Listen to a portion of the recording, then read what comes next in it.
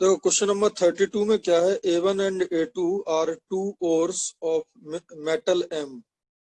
तो एक same metal है, उसके दो ओर हैं। A1 on calcination gives black precipitate CO2 and water. तो A1 का अगर कैल्सिनेशन करा है, कैल्सिनेशन होता है इन एब्सेंस ऑफ एयर, तो black solid plus CO2 plus H2। इससे ये बिल्कुल क्लियर हो रहा है। इससे क्या क्लियर हुआ इस रिएक्शन से कि वहां पे कार्बोनेट होगा और हाइड्रोक्साइड होगा। बेटा ये बात क्लियर है?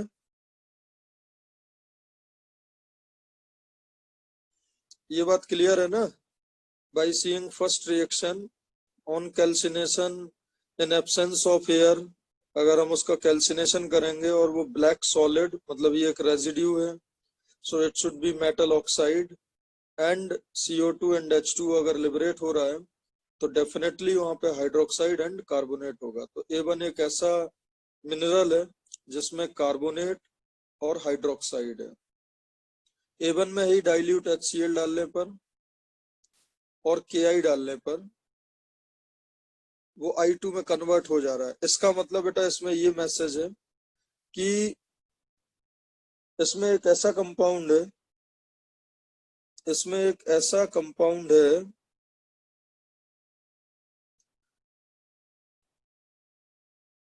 जो कि Ki को, सबसे पहले तो डाइल्यूट HCl डालोगे तो ठीक है, क्लोराइड बन जाएगा उसका, है ना, और डाइल्यूट एसिड ग्रुप का होगा कोई। उसके बाद जो Ki है वो I2 में कन्वर्ट हो रहा है। इसका मतलब उसमें ये भी कैपेसिटी है कि I माइनस को I2 में बदल दे, मतलब ऑक्सीडेशन हो जाए खुद, मतलब वो रिड्यूस हो जाएगा। तो अब ऐसा मेटल सोचो जो ऑक्सीडेशन रिडक्शन भी शो कर सके, इनफैक्ट रिड्यूस हो जाए खुद, और PPT बना दे, और उसका आयोडाइड का PPT भी हो सकता है। समझना बेटा ध्यान से। और अब जैसे ही आयोडाइड का PPT हो गया तो ऑब्वियस सी बात है ये लोअर ऑक्सीडेशन स्टेट वाला होगा, बिकॉज पहले हायर में रहा होगा ओरिजिनली और वो रिड्यूस होके लोअर में आया होगा। तो अब अगर हम आयोडाइड देखें तो मैंने आपको सिखाया था 746, there are 7 chlorides, 4 bromide and 6 iodide which are having precipitate. उसमें एक बताया था AgI, एक बताया था CuI, और एक बताया था Hg2I2, और एक बताया था PbI2, और एक बताया था BiI3, और एक बताया था HgI2। बेटा ये याद आ रहा है, ये 6 जो आयोडाइड्स थे वो प्रेसिपिटेट थे। अब बेटा इसमें ऐसा कौन सा कंपाउंड है जिसका कार्बोनेट और हाइड्रोक्साइड दोनों मिक्स्ड फॉर्म में पाए जाते हो मिनरल के फॉर्म में? तो बेटा that is copper only. Copper का एक और होता है जिसमें कार्बोनेट और हाइड्रोक्साइड दोनों होते हैं और +2 में होते हैं। सो बेसिकली जो A1 है वो क्या है, CuCO3 dot CuOH whole twice.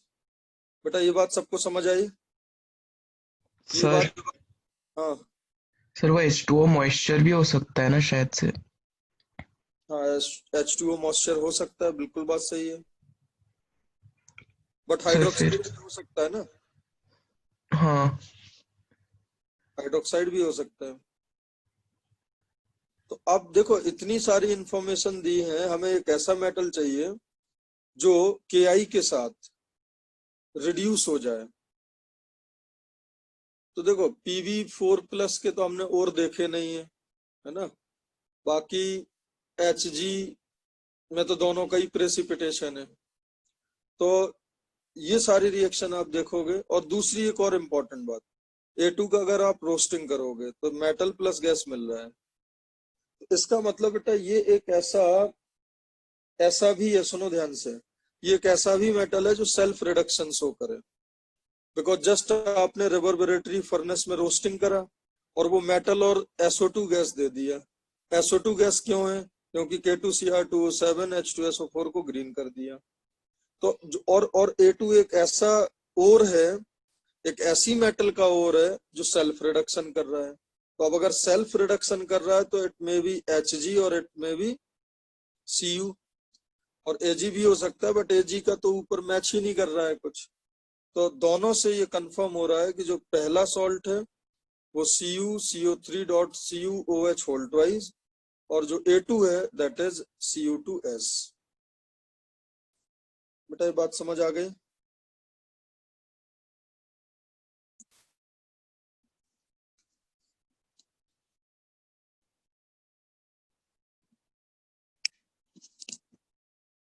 बोलो अगर किसी को कोई डाउट हो इसमें।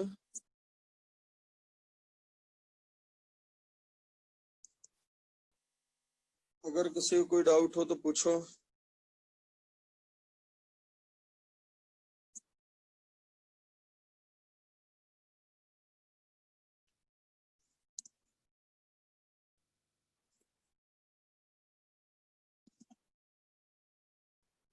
देखो बेटा C32 A1 क्या दिया हुआ है, CuOH whole twice, CuOH whole twice CuCO3, and A2 क्या है, Cu2S।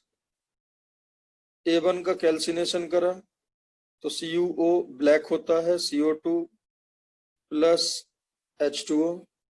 A1 में डाइल्यूट HCl डालोगे तो CuCl2 plus CO2 plus H2O। और CuCl2 में खास टेंडेंसी होती है Ki को I2 में बदलने का, और it will convert into CuI, precipitate होता है CuI। और सेकंड रिएक्शन अगर आप देखोगे Cu2S ऑक्सीजन के साथ रोस्टिंग तो बनता है Cu2O प्लस SO2, और जो Cu2O प्लस Cu2S है ये बहुत ही जबरदस्त रिएक्शन होता है सेल्फ रिडक्शन का, उससे आपको क्या मिलता है, मेटल। तो होपफुली बेटा समझ आ गया होगा ये। किसी को कोई डाउट इसमें? किसी को कोई डाउट हो तो बताओ।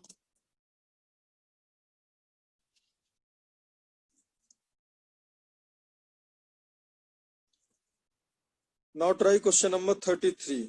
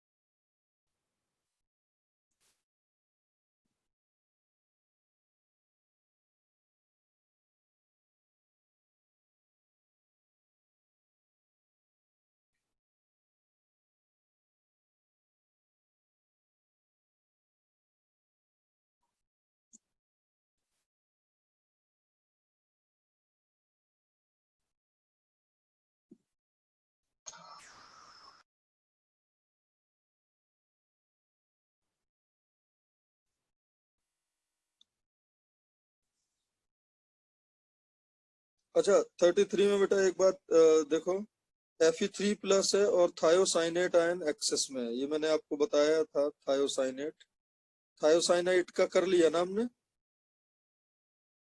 आप ऐसे याद रखना, सुनो, एसीटेट, फॉर्मेट एंड थायोसाइनेट, ये Fe3 प्लस के साथ ब्लड रेड कलरेशन देते हैं। जो फर्स्ट इंस्टेंट होता है उसमें कलर मिलता है, प्रेसिपिटेट नहीं मिलता, ये बात बहुत इंपॉर्टेंट है।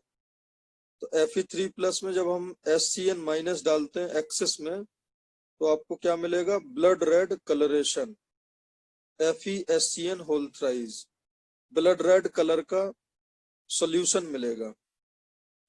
फिर होता क्या है, जो F माइनस हम डालते हैं एक्सेस में, F माइनस जब हम डालते हैं तो Fe3 प्लस का कॉम्प्लेक्स बन जाता है FeF6 3 माइनस, और वो कलरलेस होता है। तो ये देखो जेई में आया हुआ क्वेश्चन है, जेई में ये आया हुआ क्वेश्चन है। ये इन्फॉर्मेशन मैंने शेयर करी थी ना आपको। हाँ सर।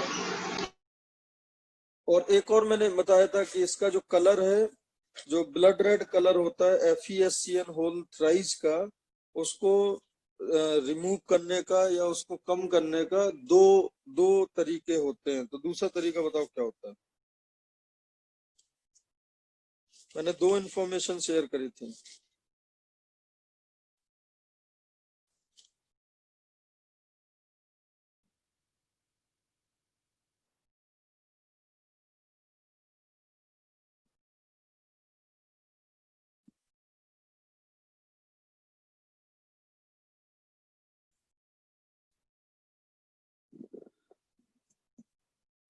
करेक्ट, HgCl2 से रिएक्शन कराना होता था।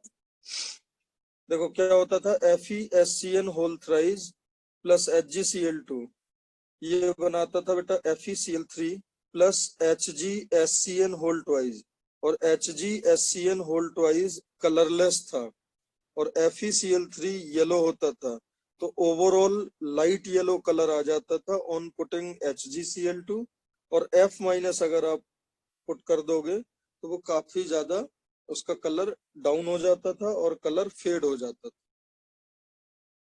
बेटा इसमें कोई डाउट? अब देखो, right the IUPAC name of A and B and find out the spin only magnetic moment of B। ठीक है, तो A क्या होगा, FeSCN होल थ्राइस, और B क्या होगा, FeF6 3 माइनस। देखो जरा,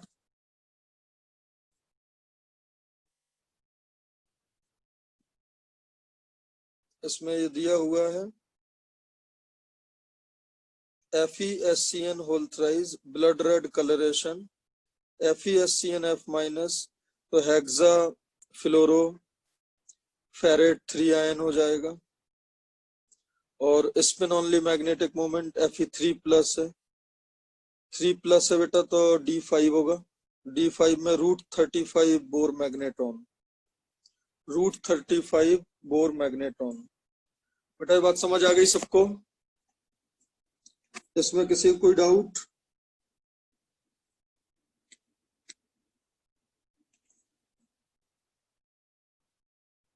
अच्छा, इसका IUPAC नेम क्या होगा FeSCN होल थ्राइस का?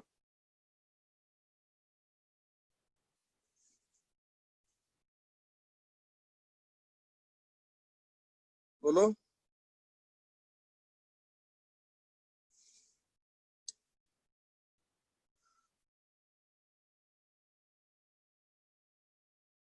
फेरिक थायोसाइनेट है ना?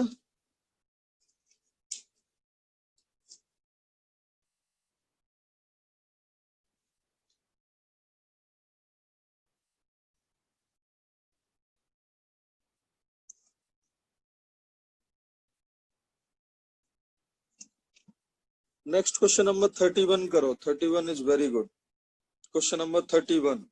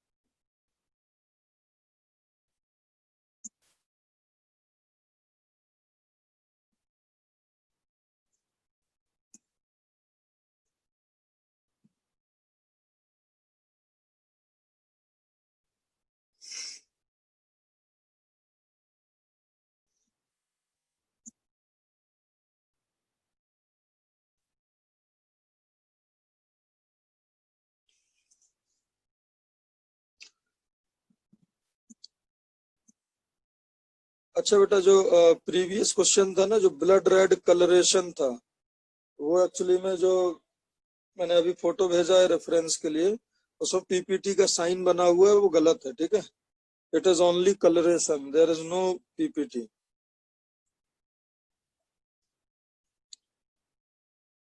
नेक्स्ट क्वेश्चन नंबर 31,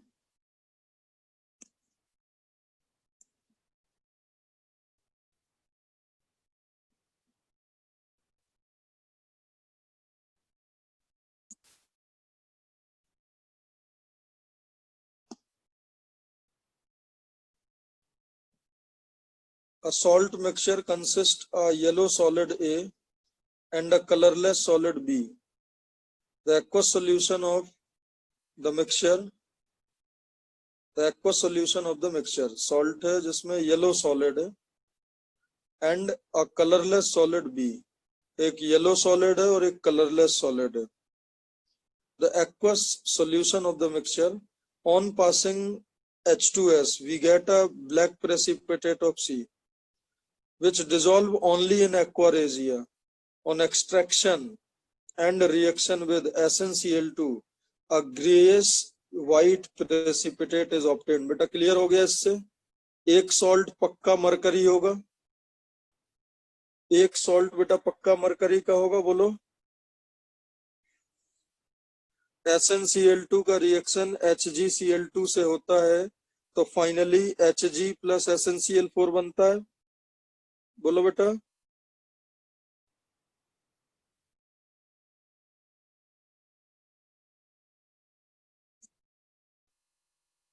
बताओ बात सही है ना?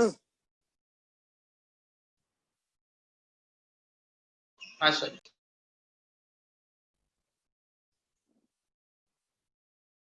On treatment with ammonium hydroxide, a reddish brown precipitate D is obtained.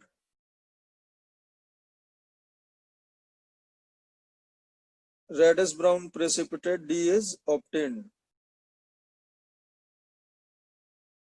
On reaction with AgNO3, it give yellow precipitate. AgNO3 के साथ yellow precipitate दे रहा है, which is insoluble in ammonia. The sodium extract of the solution gives the following test. तो इसका मतलब बेटा उसमें iodide होगा. On shaking with FeCl3 and CCl4, a violet coloration in CCl4 layer is obtained. इसका मतलब क्या है? वहां पे आयोडाइड है. सोडियम एक्सट्रैक्ट के साथ अगर AgNO3 में येलो पीपीटी दे रहा है मतलब आयोडाइड है, वो प्रेसिपिटेट बनेगा AgI का. AgI का हो सकता है, AgBr का भी हो सकता है, बट AgBr जो होता है वो NH3 में पार्शियली सॉल्युबल होता है. So definitely it is AgI, which is insoluble in ammonia. Sodium extract of salt CCl4 organic layer test में आयोडीन का अगर ऑर्गेनिक लेयर में वॉयलेट वेपर्स मिलता है, इट मींस वहां पे क्या है? आयोडीन. क्लियर है बेटा? तो ये मैसेज मिल रहा है, sodium extract of the solution gives the following test. इतने से आपको ये इंफॉर्मेशन मिल रहा है कि वहां पे आयोडाइड है.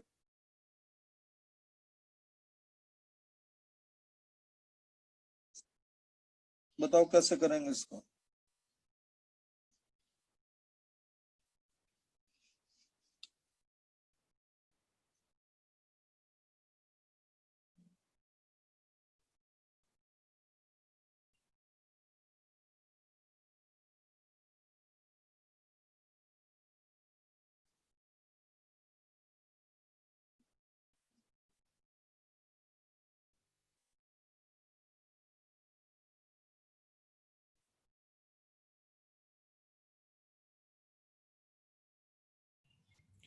सर जो अमोनियम हाइड्रोक्साइड के साथ रेडिश ब्राउन पीपीटी मिल रहा है, हाँ, that is the reaction of ammonium with Nessler's reagent ना. तो फिर जो दूसरा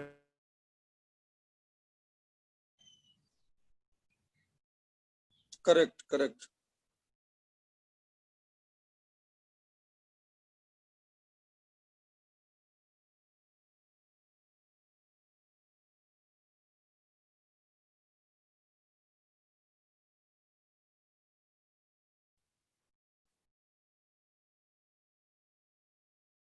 आदित्य एक बार चेक करो, जो आपने येलो सॉलिड लिखा है ना, Hg2 येलो नहीं होता है, वो ब्राउनिश ब्लैक होता है. It has to be HgO. HgO is yellow.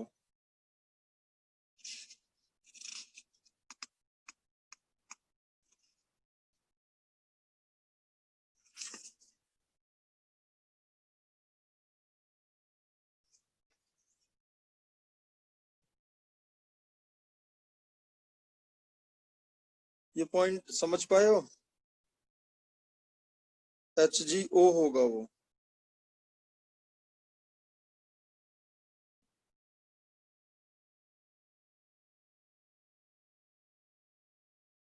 अच्छा, mixture of above performing flame test gives lilac colour. Lilac colour के लिए क्या रिस्पॉन्सिबल होता है? पोटेशियम। लिलैक कलर कब आता है बेटा? पोटेशियम में। तो ये तो पक्का है कि पोटेशियम जो होगा, पोटेशियम होगा, और आयोडाइड ही है वहां पे, है ना। तो एक तो सॉल्ट हो गया KI, और येलो कलर का HG होता है। ये मैं कई बार बता चुका हूँ, है ना। जो Hg2O है उसका कलर येलो नहीं होता है बेटा, ये बात समझ आई? The colour of Hg2O, the colour of Hg2O is brownish black. अगर आपको याद हो, ये NaOH का जब कॉम्प्लेक्सेशन रिएक्शन बताया था तब ये अपन ने डिस्कस करा था। There are two brownish black Ag2O and Hg2O, and there is one yellow PPT HgO। Blue में दो थे, कॉपर एंड कोबाल्ट। ग्रीन में दो थे, Cr and nickel. And reddish brown एक था, Fe3+। याद आ गया बेटा?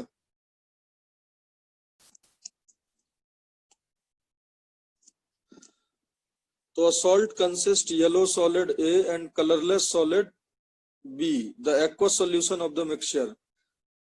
On passing H2S we get a black precipitate of C। तो ऑब्वियस सी बात है बेटा, एक सल्फाइड ही होगा, सल्फाइड का प्रेसिपिटेट होगा, which dissolve only in aquaresia on extraction and reaction with SnCl2 a greenish white precipitate। Aqua regia में अगर बेटा HGS को डिसॉल्व करोगे तो वो नीसेंट क्लोरीन देके HgCl2 बना देता है, ये तो मालूम होगा ना। एक्वारेजिया नीसेंट क्लोरीन देके HGS को भी डिसॉल्व कर देता है और HgCl2 बन जाता है। और जो HgCl2 है वो SnCl2 के साथ फर्स्ट स्टेप में रिएक्शन करता है तो बनता है SnCl4 plus Hg2Cl2, and on further reaction Hg2Cl2 plus SnCl2 वो उसको भी रिड्यूस कर देता है और बनता है Hg। Hg is grace white precipitate. तो फाइनली देखो ये कंफर्म हो गया है कि वो जो C है वो HgS है, और और जो येलो सॉलिड होगा, येलो जो सॉलिड होगा वो डेफिनेटली HgO होगा, बिकॉज मरकरी है, ठीक है। और नीचे देख के लिलैक कलर दे रहा है। अगर फ्लेम टेस्ट के साथ लिलैक कलर दे रहा है मतलब वो पोटेशियम है। तो ये पोटेशियम वाला सॉल्ट ये कुछ नहीं करेगा जो H2S वाला रिएक्शन है। और वो आपको रखना है कैसा? वो रखना है आपको कलरलेस। तो पोटेशियम है, लेकिन ये कंफर्म हो गया HgO है। On treatment with ammonium hydroxide a reddish brown precipitate D is obtained. तो अब अगर अमोनियम हाइड्रोक्साइड डाल दिया है, इसका मतलब वहां NH4OH है, KI भी होना चाहिए, और वहां पे K2HgI4 भी होना चाहिए। यस और नो? ऑन रिएक्शन विद, ये तुम क्या बोल रहे हो? नेस्लर्स रिएजेंट का रिएक्शन होगा। ये नेस्लर्स रिएजेंट, नेस्लर्स रिएजेंट कैसे जरूरी है बताओ?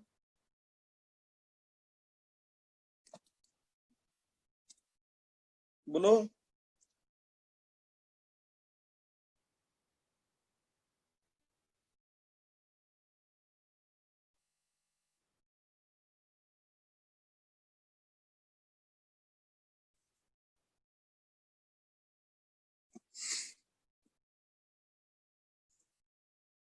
बोलो बेटा, ये वाली रिएक्शन में क्या बोल रहे थे तुम? प्रणव सर तुम कुछ बोल रहे थे ना? हाँ सर, मुझे लगा इससे समझ आ रहा है कि जो रेडिश ब्राउन पीपीटी मिल रहा है that is Millon's, the iodide of Millon's base. Correct, हाँ, ये पॉसिबिलिटी है। हाँ, तो जो तो टेक्निकली फिर सोल्यूशन में K2HgI4 होना चाहिए ना उसके लिए। Correct correct. सर तो मुझे उससे लग रहा था, क्योंकि आपने लाइलैक कलर से KI कंफर्म कर लिया, तो मुझे लगा जो A रहेगा that should be HgI2 then. HgI2? हाँ, बिकॉज सर अगर आप बस HgO लोगे और अमोनियम हाइड्रोक्साइड में आप उसे डिसॉल्व करोगे तो आपको जो नेस्लर्स रिएजेंट है वो नहीं मिलने वाला है। Correct, absolutely correct. देखो बेटा, जो अब देखो HgO जो है वो आपका कैसा था, HgO आपका येलो होता है, ठीक है, बट येलो आपका HgI2 भी होता है, but HgI2 is scarlet red.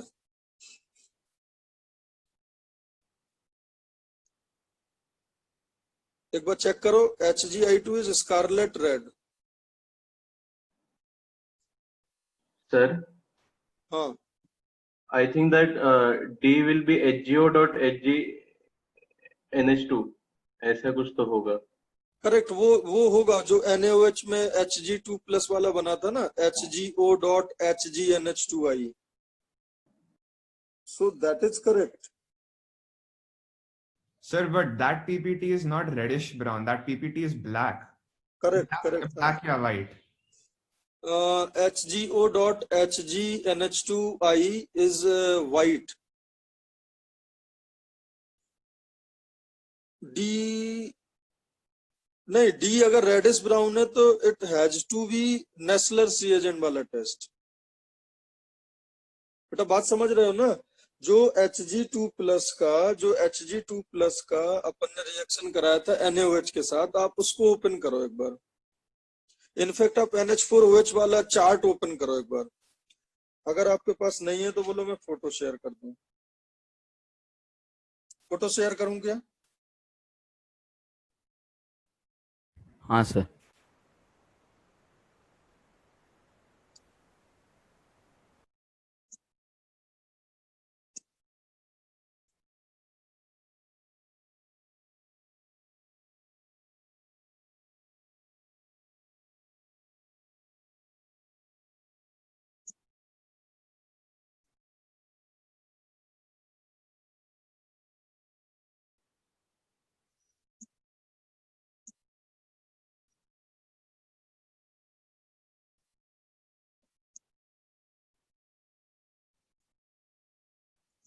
हाँ देखो इसमें,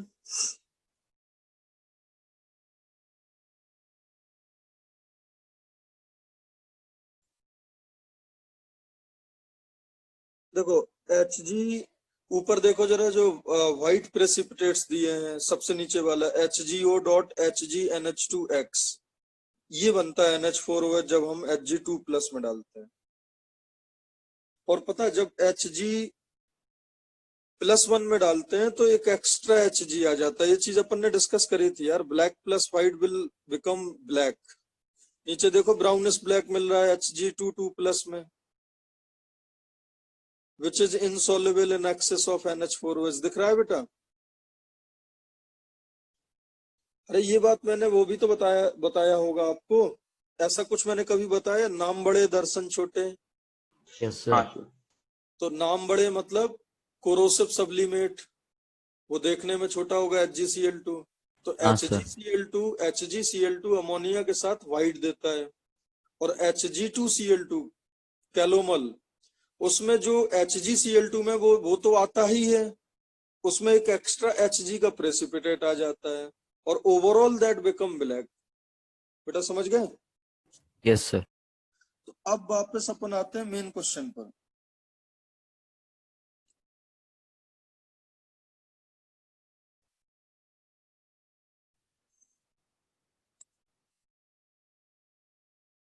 हाँ देखो, ये बात तो बेटा 100% क्लियर हो गया ना कि एक मेटल Hg2 प्लस है और एक पोटेशियम है और एक आयोडाइड है, पक्का है हाँ सर। है ना? ये चीजें क्लियर हो गई। अब ये बताओ वो येलो सॉलिड क्या होगा, मतलब HgI2 इज स्कारलेट रेड।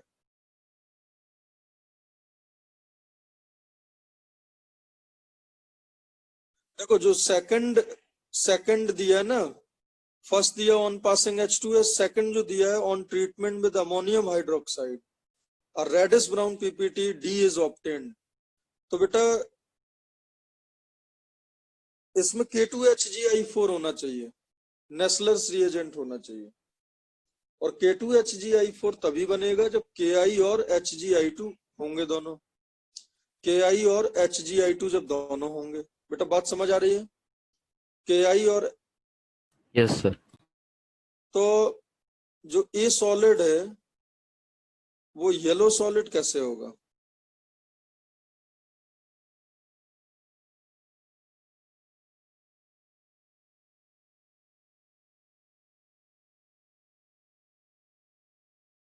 लेकिन यार अगर वो मान लो HgO है तो HgO प्लस KI है ना, और KI के साथ वहां पे कुछ अमाउंट HgI2 का तो हो ही जाएगा। सो मे बी बाद में वो HgI2 में कन्वर्ट होके फिर कॉम्प्लेक्सेशन करें।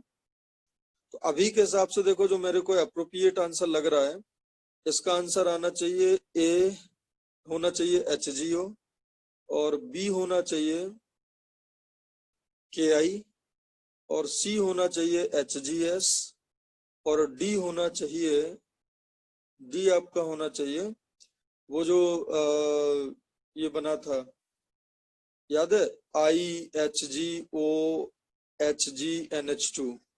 है ना, जो नेस्लर्स रिएजेंट के साथ जो ब्राउन पीपीटी बना था। So this should be the correct answer.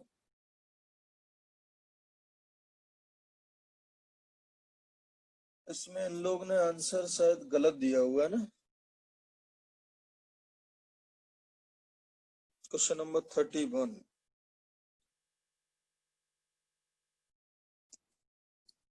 इन लोग ने जो दिया है,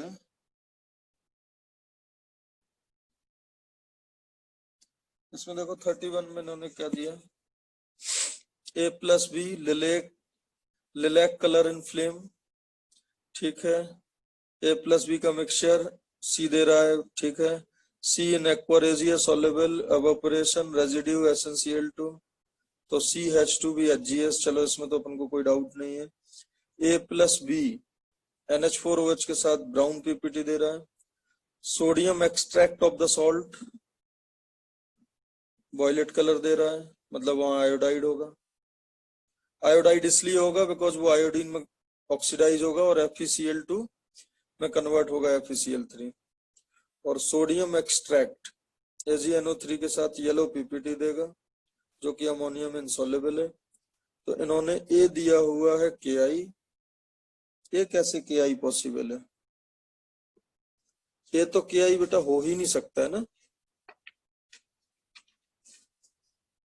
ये तो येलो सॉलिड है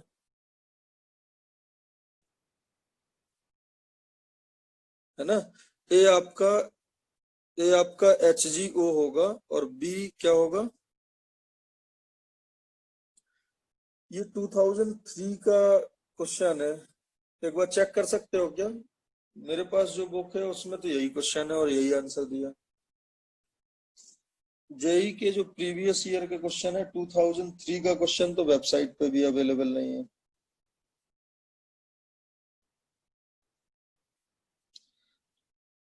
अभी तक की अपनी अंडरस्टैंडिंग से आपको समझ आ गया ना? ए होगा HgO, बी होगा KI, सी होगा HgS और डी पता क्या होगा? नेस्लर्स रिएजेंट का जो रिएक्शन होता है किसके साथ? NH4OH के साथ, उसमें बनता है NH2 single bond Hg single bond O single bond Hg single bond NH2। तो ये आंसर होना चाहिए, ठीक है। क्लियर है बेटा इतना? बेटा यहां तक किसी को कोई डाउट? बोलो। No, sir.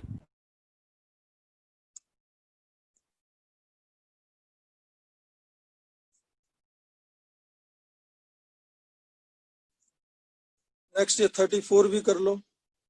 34,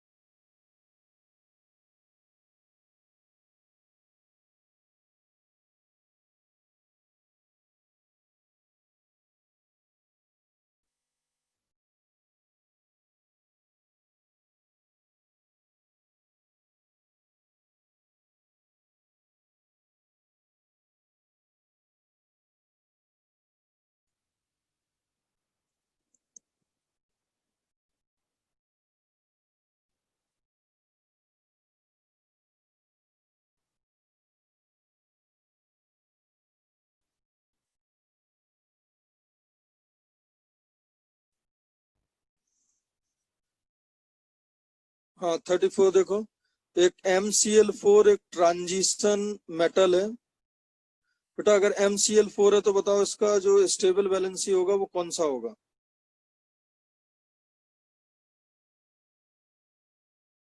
और दैट शुड बी कलरलेस।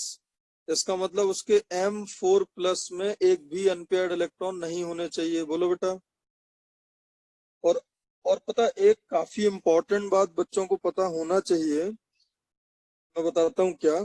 जो आपका 3D सीरीज होता है, ठीक है, उसकी आपको स्टेबल वैलेंसीज और पॉसिबल वैलेंसीज पता होनी चाहिए, ऑक्सीडेशन नंबर। तो टाइटेनियम एक ऐसा होता है, देखो अगर आप इस क्वेश्चन को सही से देखोगे तो समझना, जब ये +4 में है, जब ये +4 में है तो कलरलेस है, उसमें जिंक डाला तो जिंक डेफिनेटली ऑक्सीडाइज होगा, Zn2+ में जाएगा, फिर ये रिड्यूस होना चाहिए। तो इससे दो बातें समझ आ रही हैं, एक तो कि उसका +4 स्टेबल होना चाहिए, प्लस उसका एक और पॉसिबल वैलेंसी होनी चाहिए लोअर वाली, और उसका कलर पर्पल कलर होना चाहिए। क्लियर है बेटा? यहां तक ठीक है? हाँ सर। हाँ तो इसका मतलब मेटल तो ये टाइटेनियम है, मेटल ये क्या हो जाएगा? टाइटेनियम। बोलो, मेटल ये टाइटेनियम होगा। ये बात समझ पा रहे हो? बिकॉज उसका +4 +3 दोनों पाए जाते हैं। +4 कलरलेस होता है और +3 कलर्ड होता है। बोलो बेटा। बताओ।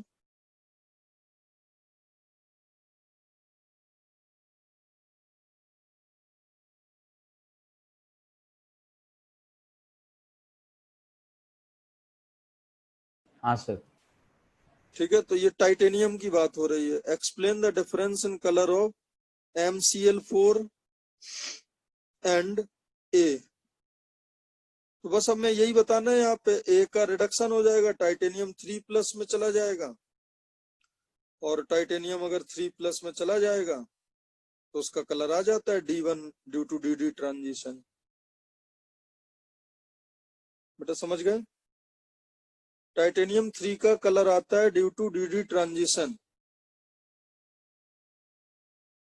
और MCl4 को अगर मॉइस्ट एयर में डालोगे तो व्हाइट फ्यूम्स हैविंग स्मेल, तो TiO2 बन जाएगा बस। तो B हो जाएगा आपका TiO2। अच्छा आपने वो याद कर रखा है क्या, 3D सीरीज के एक्वा कॉम्प्लेक्सेस के कलर, +3 वाले, +3 एंड +2? ये आप NCERT से याद कर लेना। देखो सुनो, अगर आपने एक्वा कॉम्प्लेक्सेस 3D सीरीज के याद कर लिए ना तो आपको फिर काफी आसानी हो जाएगी क्वेश्चन सॉल्व करने। तो ये चीज आप लिख लो, colour of aqua complexes of 3D series in +2 and +3। अब +3 जिनका नहीं होता है उनका आप नहीं कर सकते हो, बट जिनका होता है उसका कर लेना। तो ये तो सिंपल क्वेश्चन था। बोलो बेटा, ये समझ गए? Yes sir. देखो +4 के बाद आप चेक कर लो, मतलब इसमें दो मैसेज हैं, मैं बिल्कुल क्लियरली बोल रहा हूँ। ये क्वेश्चन 2005 में आया था और उसके बाद इसके कई बार क्वेश्चन आए हुए हैं। ये दो बातें बच्चों को मालूम होनी चाहिए कि what are the possible valencies, what are the possible oxidation state of 3D transition metal, 3D transition elements के कौन कौन से पॉसिबल ऑक्सीडेशन स्टेट होते हैं, और उनमें से जो सबसे ज्यादा स्टेबल होता है वो कौन सा होता है, ये आपको पता होना चाहिए। क्लियर है बेटा? इतनी बात, इतनी बात क्लियर है? हाँ सर। देखो शायद जो मेरे को याद है मैं बता रहा हूँ। स्कैंडियम का +3, टाइटेनियम का 3 और 4, वेनेडियम का 3, उसके बाद क्रोमियम का 3 और 6, और उसके बाद मैग्नीज का 2, मोस्ट स्टेबल की बात कर रहा हूँ। उसके बाद सबका 2 होता है, कॉपर का 1 और 2 दोनों होते हैं। ये आप जरूर देख लेना, प्लस SRP वैल्यूज देख लेना। मैं बता रहा हूँ क्वेश्चन इस पे आता है, बच्चे गलत कर देते हैं। और SRP वैल्यूज कौन कौन सी देखनी है, +2 +3। मैंने आपको जो डी ब्लॉक के नोट्स शेयर करे हैं ना, उसमें सारी चीजें ये दी हुई हैं। तो SRP वैल्यूज का ट्रेंड, रिडक्शन पोटेंशियल +3 से +2 एंड +2 से 0, ये दो बातें। उनकी कौन कौन सी पॉसिबल ऑक्सीडेशन स्टेट्स हैं ये, और उनमें से मोस्ट स्टेबल कौन सा है ये। और तीसरा, +3 के एक्वा कॉम्प्लेक्सेस के कलर और +2 के एक्वा कॉम्प्लेक्सेस के कलर। बेटा ये 4-5 बातें ऐसी हैं, ये जेई एडवांस में आ सकता है और बच्चे थोड़े से अनकंफर्टेबल होते हैं।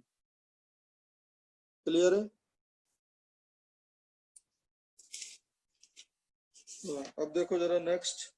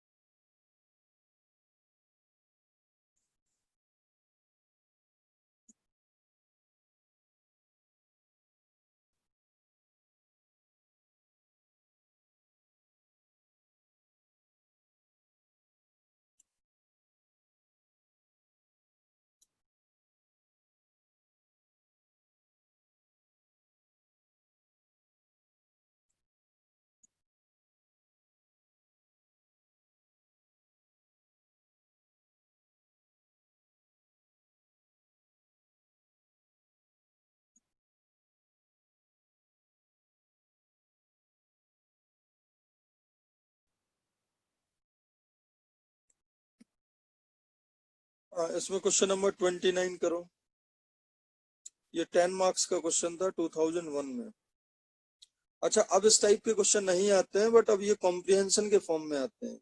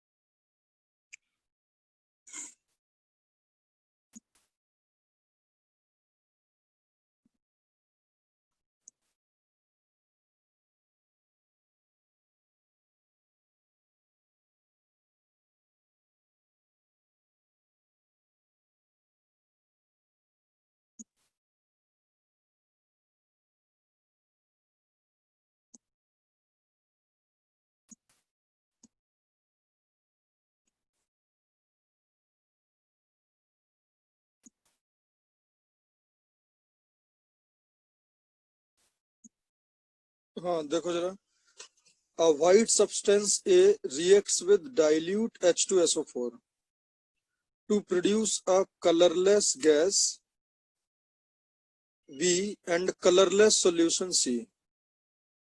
ठीक है, इसका मतलब बेटा ये होगा, इसमें जो एनाइन होगा वो ये 100% श्योर है कि डाइल्यूट एसिड ग्रुप का होगा। क्या सिखाया था मैंने, SST नहीं आता काम।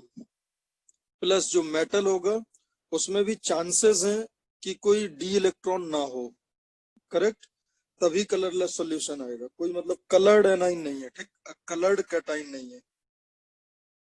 द रिएक्शन बिटवीन बी, मतलब जो गैस निकल रहा है वो, the reaction between B and acidified K2Cr2O7 solution produces a green solution and slightly colored PPT-D। तो ग्रीन कलर का सॉल्यूशन होगा मतलब Cr3 प्लस है, ध्यान से समझना, Cr3 प्लस है, और स्लाइटली कलर्ड प्रेसिपिटेट होता है सल्फर का। कई बार लिखा रहता है बेटा व्हाइट प्रेसिपिटेट, कई बार लिखा रहता है डर्टी प्रेसिपिटेट, कई बार व्हाइट, येलोइश व्हाइट। तो जो हल्का सा प्रेसिपिटेशन वो डी मतलब H2S हो सकता है। The substance D once in air to produce a gas E which reacts with B, हाँ जो B के साथ रिएक्ट करता है तो B होगा आपका H2S और E होगा आपका SO2 to yield, तो H2S plus SO2 reverse of disproportionation ये सल्फर देता है एंड अ कलरलेस लिक्विड, तो वो हो जाएगा H2O। Anhydrous copper sulfate is turned blue on addition of this colorless liquid, so this colorless liquid may be water, blue उससे हो जाता है ना।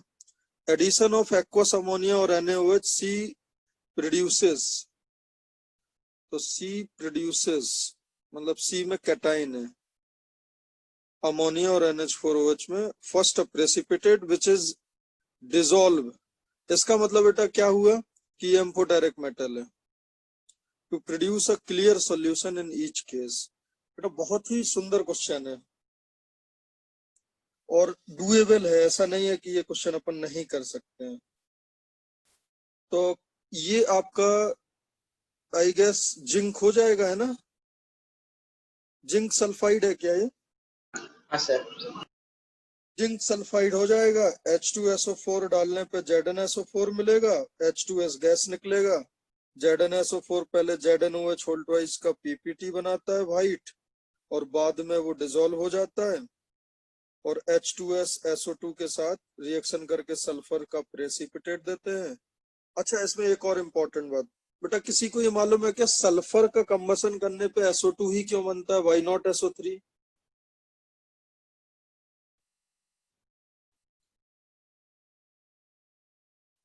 सल्फर का जब हम कंबसन करते हैं तो हम हमेशा SO2 लिखते हैं, SO3 क्यों नहीं लिखते हैं बताओ? कोई रीजनिंग?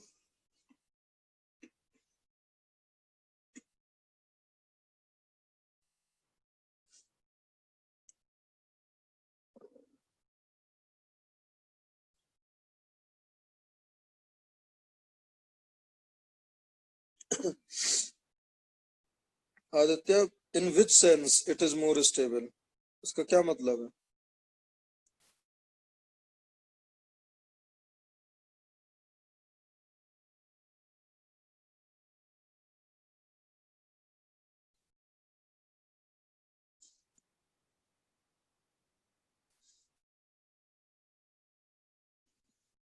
देखो सुनो, इसमें बेटा क्या होता है, जो सल्फर होता है जब ऑक्सीजन के साथ जलता है तो इसको कंबसन रिएक्शन कहते हैं।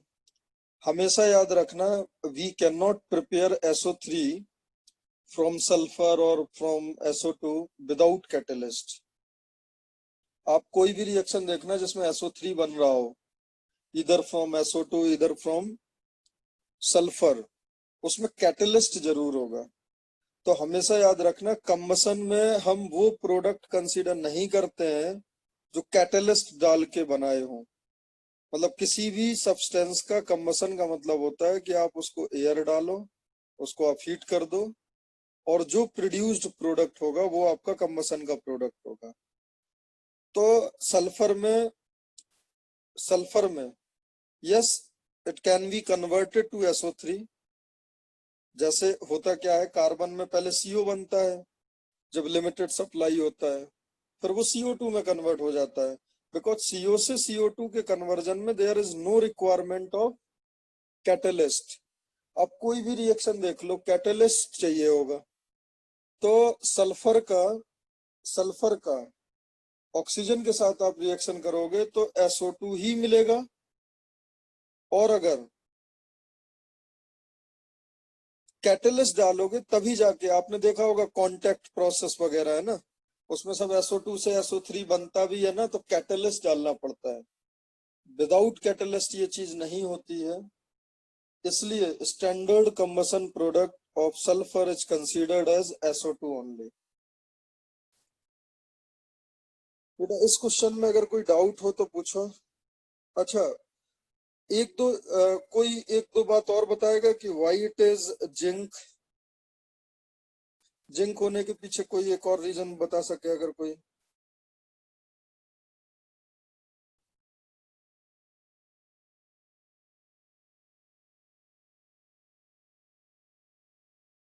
जिंक होने के पीछे अगर कोई रीजन और दे सके।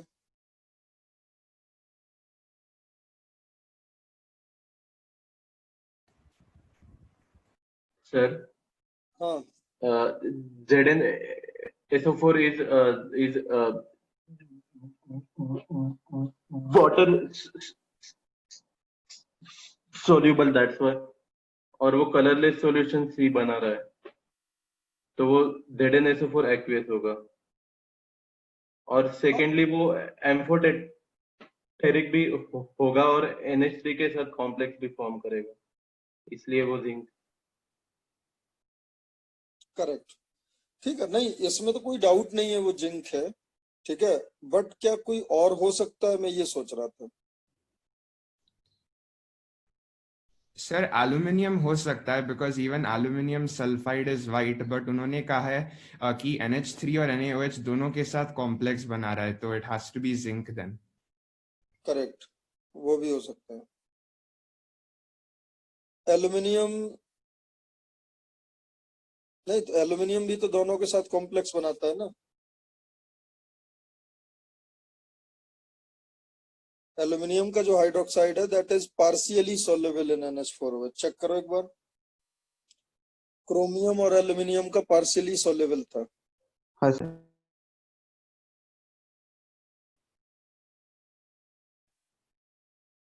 Sir but Al2SO4 whole thrice is not water soluble ना?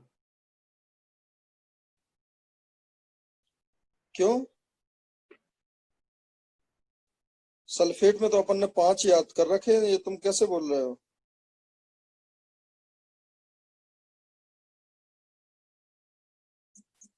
कहाँ से बोल रहे हो ये?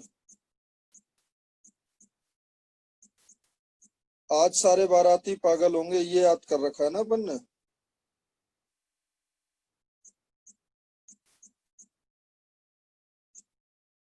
बोलो। Sir okay.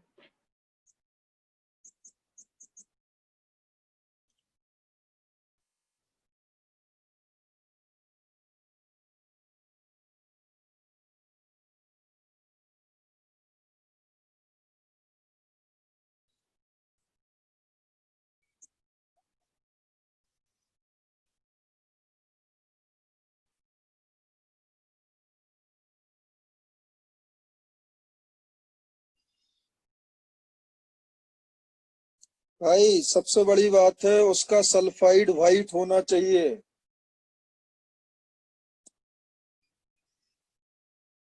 ये सबसे बड़ी इंफॉर्मेशन थी। एक ही सल्फाइड ऐसा होता है जो व्हाइट होता है, ZnS, और जो अपने सिलेबस में है। बोलो बेटा। Yes, sir. है ना. सो this is very important information. ZnS ही अकेला ऐसा है सल्फाइड जो व्हाइट होता है. पूरा ये क्वेश्चन बहुत ही अच्छा था, बहुत ही कॉन्सेप्चुअल था.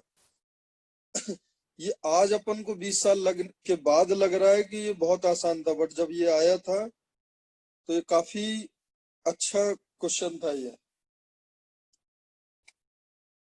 अभी क्या होता है कि फिर तो अपन जब कोई चीज आ जाती है जेई में तो पूरा फ्रेमवर्क उसी हिसाब से चेंज हो जाता है. But overall it's a beautiful problem. इसमें एल्यूमिनियम, नो डाउट एल्यूमिनियम भी हो सकता था बहुत. और यार सब्जेक्टिव पेपर था, समझ रहे हैं आप. उस स्टेज पे जब बच्चे को देखो तो क्या फील हो रहा होगा उसको. ऐसे थोड़ी ना क्लिक कर जाएगा जिंक है. नेक्स्ट ये क्वेश्चन देखो बेटा, इसमें एक मेरे को बात बतानी थी. जो क्वेश्चन नंबर 28 है, right the chemical reactions associated with borax bead test of cobalt 2 oxide. आप बोरेक्स बीट टेस्ट देखो, आप क्वालिटेटिव एनालिसिस के एनाइन में बोरेक्स बीट टेस्ट है, उसको आप उस फाइल को आप ओपन करो एक बार. उस फाइल को ओपन करो, उसमें मेरे को कुछ बातें बतानी है.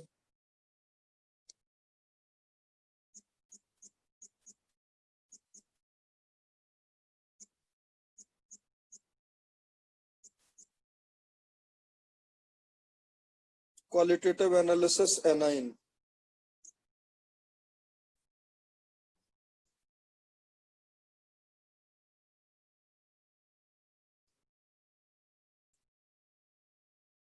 ओपन करा बेटा सबने? हाँ सर. उसमें देखो बोरेक्स बीट टेस्ट लिखा हुआ है एक, पेज नंबर 2 पर, पेज नंबर 3. हाँ सर.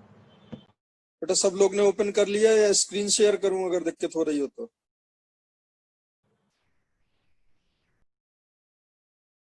अगर आप ओपन ना कर पाए हो तो बताओ, मैं स्क्रीन शेयर कर दूं.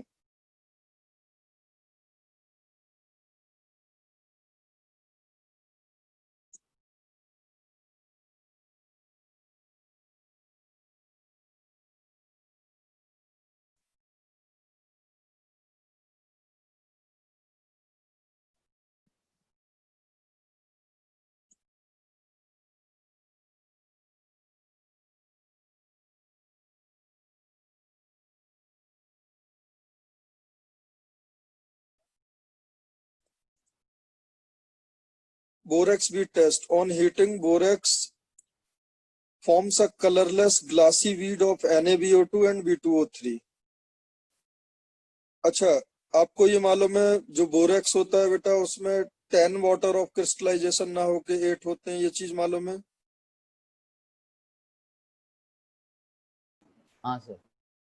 बिकॉज इसका जो स्ट्रक्चरल फॉर्मूला होता है उसमें 4 बोरोन है, चारों में एक एक OH होता है.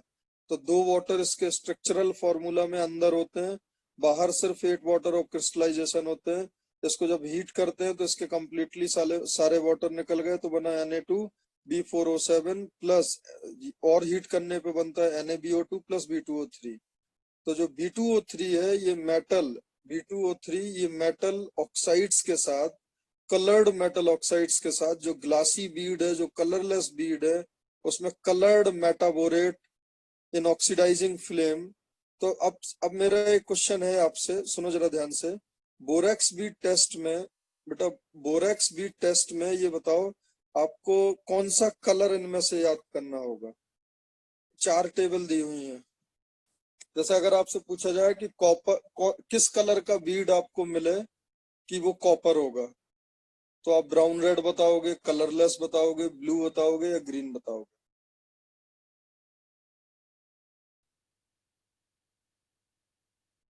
तो ब्लू. क्यों?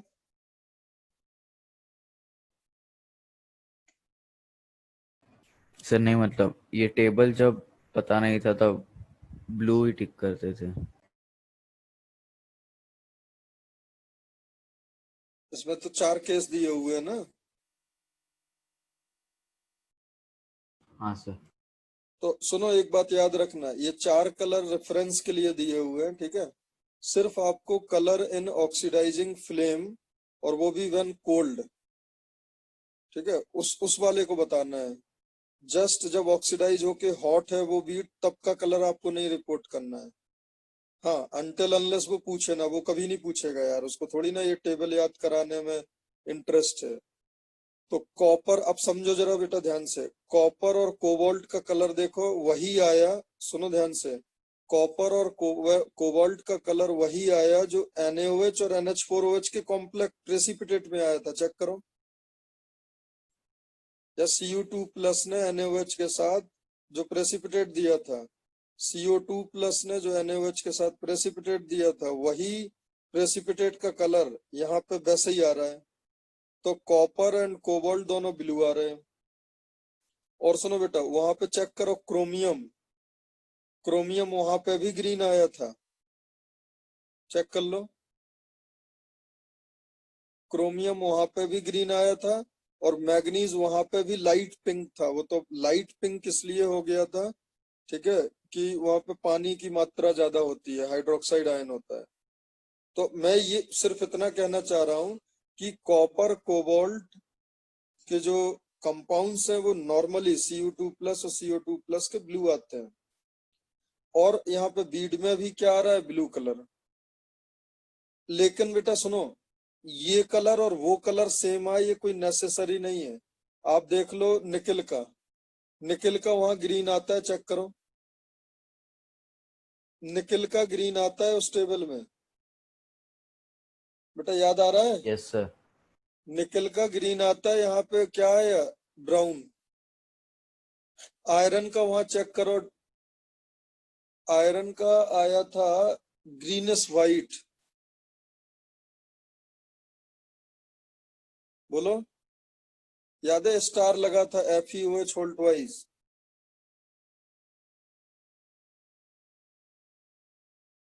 अरे एक पिंकिश वाइट था, एक ग्रीनिश वाइट था, याद आ रहा है?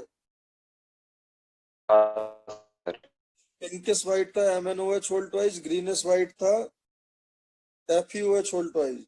तो मैं ये कह रहा हूं कि यहाँ पे किसका कलर आ सकता है, ये कलर आपसे पूछा जा सकता है। कौन कौन से? एक तो निकिल का और एक आयरन का। तो ये मैं बता रहा हूँ, ये क्लियरली आपको पता होना चाहिए। और हाँ, जो बीड बनता है दैट इज वेरी इजी। जैसे कॉपर का बीड क्या होगा, तो कॉपर का मेटाबोरेट CuO.B2O3 कर दो, तो CuBO2 होल्ट वाइज। मतलब आपको मेटाबोरेट बनाना है और वो कलर्ड मेटाबोरेट होंगे। कॉपर और अगर कॉपर और कोबाल्ट होगा तो मेटाबोरेट बोरेक्स बीड में कैसा होगा, ब्लू कलर का। निकेल होगा तो ब्राउन होगा, क्रोमियम होगा तो ग्रीन होगा, मैग्नीज होगा तो रेड होगा, और आयरन होगा तो येलो होगा। मैं बता रहा हूँ, ये जब आप क्वेश्चन सॉल्व करोगे तो चीजें बहुत ही आसान हो जाएंगी, ठीक है। और अगर ये सब चीजें अगर आपको याद नहीं है तो बहुत कॉम्प्लिकेटेड हो जाएगा, ठीक है। There can be 15 to 20 cations, उनमें से देखो सीधे क्लिक कर जाएगा आपको अगर कलर याद है तो ये आपको यूजफुल होंगे क्वेश्चन को सॉल्व करने के लिए। चलो अब एक क्वेश्चन का आंसर और बताओ बेटा।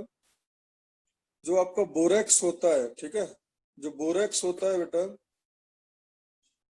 मैं आपको एक बहुत ही जबरदस्त इंफॉर्मेशन दूंगा, ठीक है। जो बोरेक्स होता है उसमें आपको पता है कि जो बोरॉन होते हैं वो 4 हैं, 4 बोरॉन है। और उसमें जो sp3 हाइब्रिडाइज्ड बोरॉन है वो होते हैं 2। तो विदाउट नोइंग स्ट्रक्चर इसका लॉजिकल इंटरप्रिटेशन कौन दे सकता है? देखो ये मत बोलना सर स्ट्रक्चर देख लो, स्ट्रक्चर देख लेंगे तो सिग्मा बॉन्ड दिख जाएंगे, सिग्मा बॉन्ड दिख जाएंगे तब तो फिर sp2 sp3 क्या, फिर तो हम सब बता देंगे। But I am not interested in structure. Without knowing structure अगर आपको ये गैस करना हो तो आप कैसे करोगे, ये बताओ कि इसमें कितने sp2 हाइब्रिडाइज्ड है और कितने sp3 हाइब्रिडाइज्ड है। सोचो और मेरे को बताओ।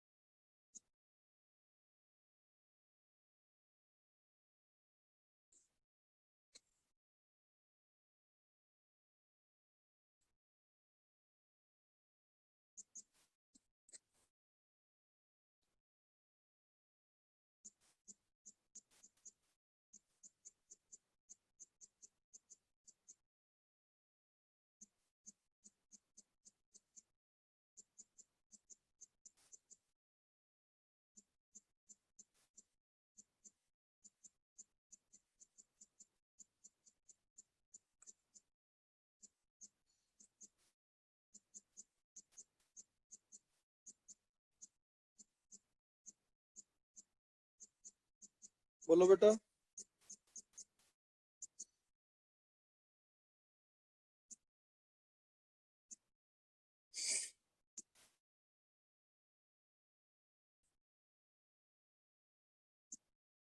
देखो सुनो, मैं बताता हूँ बेटा, ध्यान से सुनो। एक्चुअली मैं एक क्वेश्चन बनाया था AITS में, मैं शेयर करता हूँ। एक AITS में मैंने क्वेश्चन बनाया था, ठीक है। उस क्वेश्चन को ऑलमोस्ट, बिकॉज हमारे पास डेटा आ जाता है इस क्वेश्चन को कितने बच्चों ने सही किया ऑल इंडिया, उस क्वेश्चन को किसी ने सही नहीं किया था ऑल ओवर इंडिया। फिटजी के AITS में किसी ने सही नहीं कर पाना, इट मीन्स कि वो इंडिया में किसी को नहीं आया। और मेरे पास जो उसका रिव्यू आया था वो ये आया था कि उसमें सीनियर प्रोफेसर ये बोल रहे थे कि ये क्वेश्चन इररिलेवेंट है, बिकॉज मैंने उसमें लिख दिया था, सॉल्यूशन नहीं दिया था, फैक्चुअल लिख दिया था। देखो मैंने क्या करा था, मैं आपको आइडिया देता हूँ। मैंने सोडियम, बोरेक्स और ऑक्सीजन के मिक्स्ड हाइड्रेटेड कंपाउंड्स जो एग्जिस्ट करते हैं उनको उठाया, ठीक है। और मैंने एक एनालिसिस करा। मैंने 9 कंपाउंड्स दिए थे, ठीक है। और उनमें मैंने पूछा था कि इसमें ऐसे और इस तरीके के हाइपोथेटिकल कंपाउंड थे। आई एम नॉट अवेयर, वो तो देखो ऐसा है कि जब आपके पास एग्जाम में आएगा ना, तो वो वही कंपाउंड होंगे जो एग्जिस्ट कर रहा होगा और किसी ने चेक करके ही दिए होंगे। तो मैंने वो सारे चेक करे थे, ठीक है। जस्ट देखना कितना कॉन्सेप्ट में कितना यूनिकनेस है, मतलब, और थॉट काम करेगा वहां पे। तो मैंने जब कंपाउंड्स देखे तो मेरे को पता क्या मिला कि बोरॉन जो होता है वो नॉर्मली इलेक्ट्रॉन डिफिशिएंट होता है, और जो कंपाउंड्स होते हैं बोरॉन के सोडियम और ऑक्सीजन के साथ, उनमें ऑब्वियस सी बात है सोडियम पे प्लस होगा। सोडियम अगर प्लस देगा, मान लो इसी कंपाउंड में देखो तो सोडियम कितना प्लस देगा, 2+। और बोरॉन पे फिर 2 माइनस आएगा, बिकॉज अब ऑक्सीजन नॉर्मली नेगेटिव चार्ज किस पे जाता है, ऑक्सीजन पे। लेकिन यहाँ पे ऑक्सीजन से ज्यादा किसको जरूरत है, इलेक्ट्रॉन की।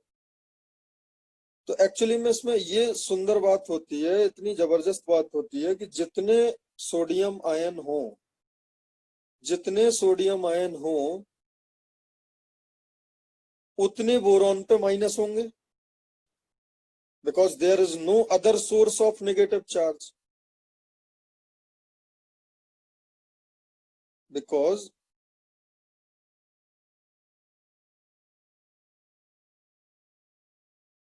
Because there is no other source of negative positive charge. तो इसमें ओवरऑल इस पूरे कंपाउंड में, पूरी स्ट्रक्चर में 2 ही नेगेटिव चार्ज होंगे, और वो 2 नेगेटिव चार्ज डेफिनेटली बोरॉन पे होंगे। तो 4 में से 2 बोरॉन पे नेगेटिव होंगे, और अगर 2 बोरॉन पे नेगेटिव होंगे तो उनके जो बॉन्ड्स होंगे वो 4 हो जाएंगे, और जो नॉर्मल बोरॉन होंगे अदर देन जो नेगेटिव चार्ज वाले बोरॉन होंगे उनके तो 3 ही बॉन्ड होंगे। तो पता ब्यूटी क्या थी उसमें, उसमें ऐसे कंपाउंड्स थे Na6B13 O26.20H2, मतलब समझ रहे, ऐसे रैंडम क्वेश्चंस थे। और उनमें ये बात सिमेट्रिक थी एक, क्या कि जितने नंबर ऑफ सोडियम होंगे, जितने नंबर ऑफ सोडियम होंगे उतने sp3 बोरॉन होंगे, और total number of boron minus sp3 वाले boron will be equal to sp2 वाले बोरॉन। बेटा ये बात समझ आई सबको, बोलो यस सर। बेटा। हाँ sir. So this is very useful information. फिर जब मैंने इसका ये वर्डिंग्स मैंने दी है ना, फिर जब सबको वर्डिंग्स मिल गया तो फिर इसको काफी अप्रिशिएट किया था सभी ने, because it's a thoughtful thing. आपको सोचना है, बिकॉज आपको तो उसी दायरे में रह के सोचना है ना। जेई में जब आप बैठे हो या आप किसी एग्जाम में आप बैठे हो, तो हमारा सबसे बड़ा काम होता है बीइंग अ टीचर कि हम वैसा क्वेश्चन बनाए जो जेई में आ सके, ठीक है। और जेई में यार ऐसा थोड़ी आएगा कि तुमसे 9 कंपाउंड दिए हैं, वो भी बियर्ड कंपाउंड, और उनमें 15-15 बोरॉन है, उनका स्ट्रक्चर बनाना होगा क्या।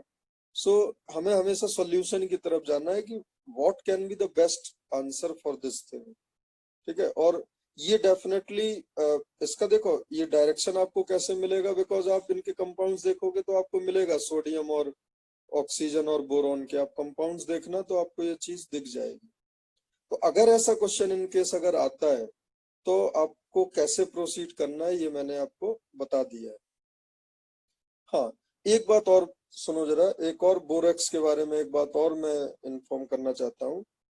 बेटा आपने सुना होगा जो बोरेक्स होता है वो फ्लक्स का काम करता है मेटलर्जी में, बहुत सारी प्रोसेसेस में, ये सुना है आपने या नहीं? जो बोरेक्स होता है वो फ्लक्स का काम करता है।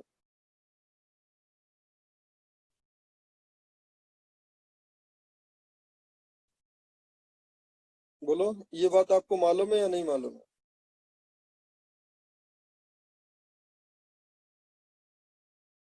अरे जैसे CaO होता है, जैसे SiO2 होता है, ये सब फ्लक्स होते हैं ना जो गैंग के साथ स्लैग बनाते हैं। बोलो,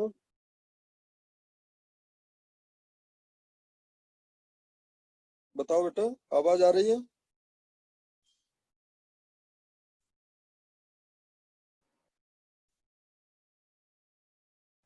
हाँ सर। तो अब सुनो, मेरा क्वेश्चन ये है कि बोरेक्स को अगर आप पानी में डालोगे, बोरेक्स को अगर आप पानी में डालोगे तो उसका जो सोल्यूशन होगा वो कैसा होगा, एसिडिक होगा या बेसिक होगा, पहले तो ये बताओ। The aqueous solution of borax is alkaline or acidic? Alkaline. Alkaline मतलब देखो Na+ का हाइड्रोलिसिस होगा नहीं, टेट्राबोरेट आयन है, it is a conjugate base of weak acid, तो एनाइन का हाइड्रोलिसिस होगा तो OH- प्रोड्यूस करेगा। सो इसका जो ओवरऑल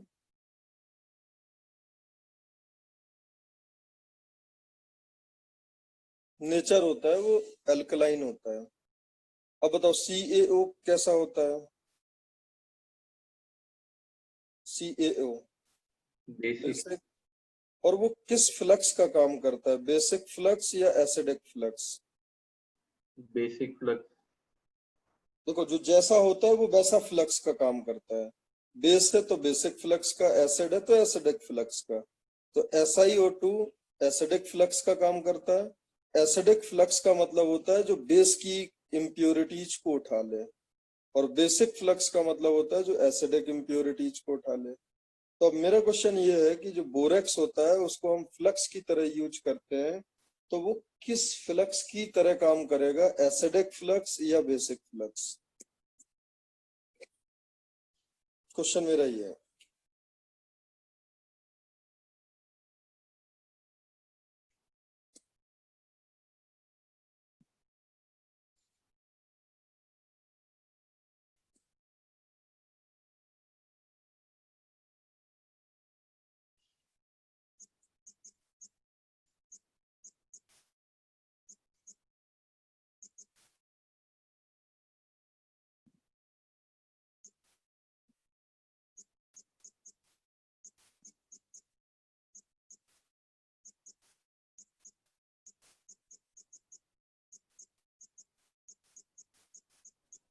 सर वो एसिडिक फ्लक्स होगा कैसे?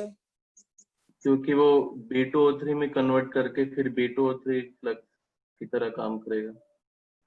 करेक्ट। रिवर्बरेटरी फर्नेस में इतना हाई टेम्परेचर रहता है कि जो बोरेक्स होता है वो बोरेक्स के फॉर्म में होता ही नहीं है, वो मेटाबोरेट और B2O3 में कन्वर्ट हो जाता है, and B2O3 is acidic in nature, और वो बेसिक इम्प्योरिटीज के साथ मिक्स होता है और वो एसिडिक बिहेवियर शो करता है। तो ये बात याद रखना, एक्चुअली में क्या होता है, वन और मोर देन वन करेक्ट में वो इस तरीके का क्वेश्चन पूछ सकते हैं regarding water of crystallisation, regarding, अच्छा और इसका स्ट्रक्चर तो 3D स्ट्रक्चर होगा है ना, बिकॉज अगर उसमें sp3 है तो तो इस तरीके का फ्लक्स में याद रखना, वो एसिडिक फ्लक्स का काम करेगा, and the component which is responsible for it that is B2O3। ठीक है, और ये कलर बहुत इंपॉर्टेंट है, ये याद हो जाएंगे। कॉपर और कोबाल्ट 2+ का क्या है? ब्लू। कॉपर और कोबाल्ट का क्या है? ब्लू। निकल का क्या है? ब्राउन। मैग्नीज का होता है रेड, और क्रोमियम का ग्रीन, और आयरन का येलो। ठीक है, ये याद रखना है। So this is all about borax bead test. अच्छा, आपने वो सुना है क्या, रिनमान ग्रीन? रिनमान ग्रीन आपने लगता है नोट्स नहीं पढ़े ना? हाँ सर, पढ़ा है। रिनमान ग्रीन क्या होता है बताओ? COO.ZnO। पीओ और CO cobalt oxide dot zinc oxide. हाँ, कोबाल्ट COO मतलब cobalt oxide dot zinc oxide. ये आप नोट्स पढ़ लेना एक बार, है ना, मैंने आपको शेयर करे हैं नोट्स।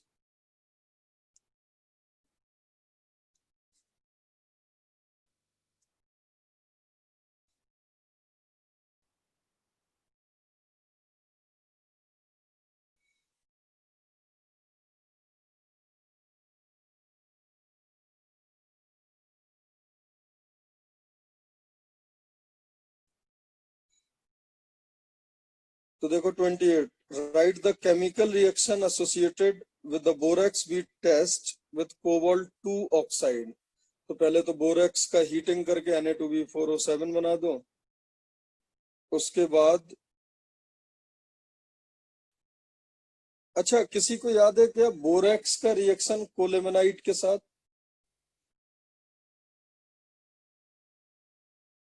कोलेमेनाइट ओर के साथ बोरेक्स का रिएक्शन किसी को याद है? हैंड रेज करो।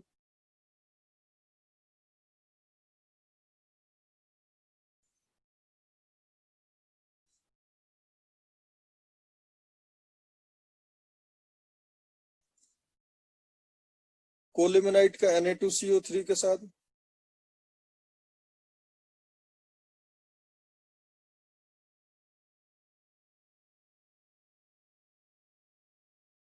क्या बनता है आदित्य?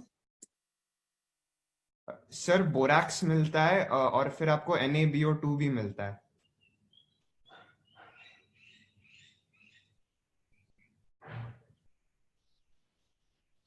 हाँ, ये रिएक्शन बहुत इंपॉर्टेंट है ना, कोलेमेनाइट का रिएक्शन बहुत ज्यादा इंपॉर्टेंट है बोरेक्स का।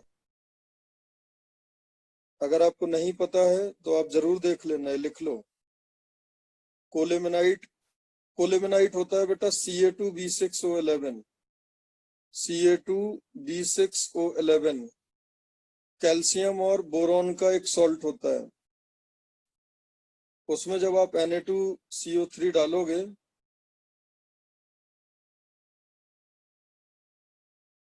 ये रिएक्शन आप याद रखना। नेक्स्ट ये क्वेश्चन करो 27। मैं आपको अभी बोरेक्स वाला इसके बाद स्क्रीन शेयर कर दूंगा, आप अभी 27 सॉल्व करो।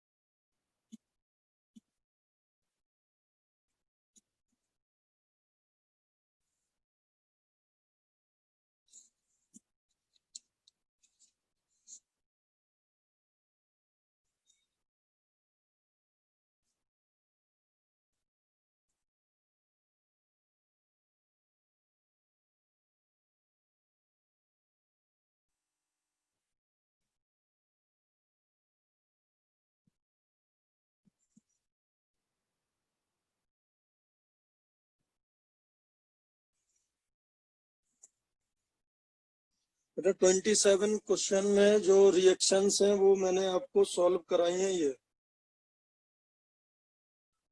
जो क्वेश्चन नंबर 27 में यूज होने वाला केमिकल रिएक्शन है वो अपन क्लास में कर चुके हैं।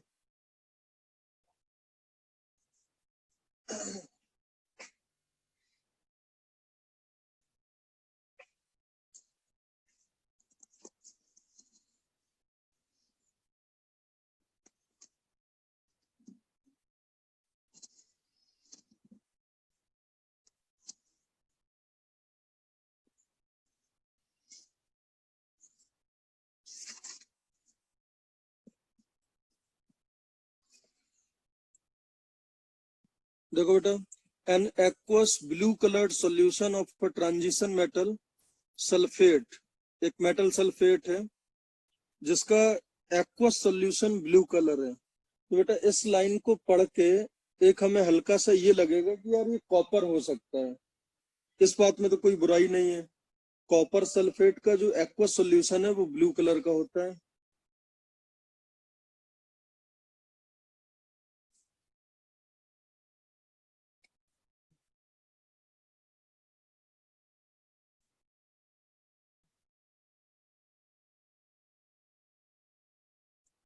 बेटा ये बात क्लियर है?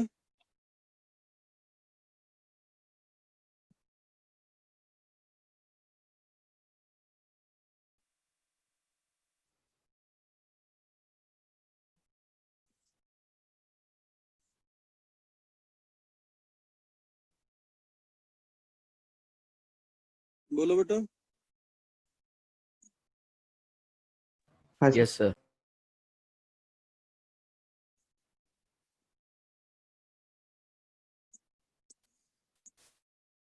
हाँ, तो an aqueous blue coloured solution. अच्छा ये बात क्लियर है, अगर पानी की जगह अमोनिया डाल देते हैं तो वो ब्लू कलर डीप ब्लू हो जाता है। ये तो पता ही है अपन को, है ना? हाँ सर। ठीक। An aqueous blue coloured solution of a transition metal sulphate react with H2S। ठीक है। Cu2 प्लस तो बेटा वैसे भी Cu जो 2 प्लस होता है वो ब्लैक कलर का सल्फाइड बनाता है even in presence of HCl plus H2S। तो अकेला H2S है तब तो डेफिनेटली वो CuS का ब्लैक प्रेसिपिटेट देगा, तो CuS ब्लैक हो जाएगा, अभी तक कोई दिक्कत नहीं है। Which is insoluble in warm aqueous solution of KOH। बेटा CuS का जो प्रेसिपिटेट होता है वो KOH में डिसॉल्व नहीं होगा। इसके पीछे कोई रीजन हो सकता है क्या, बताओ? Sir because Cu is not amphoteric।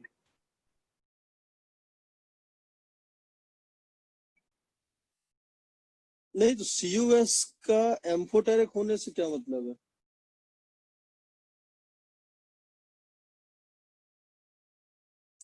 वो तो प्रेसिपिटेट है ना यार, उसकी लेटेस्ट एनर्जी पे डिपेंड करेगा ना वो डिसॉल्व होगा या नहीं होगा। आप ऐसे कैसे बोल सकते हो,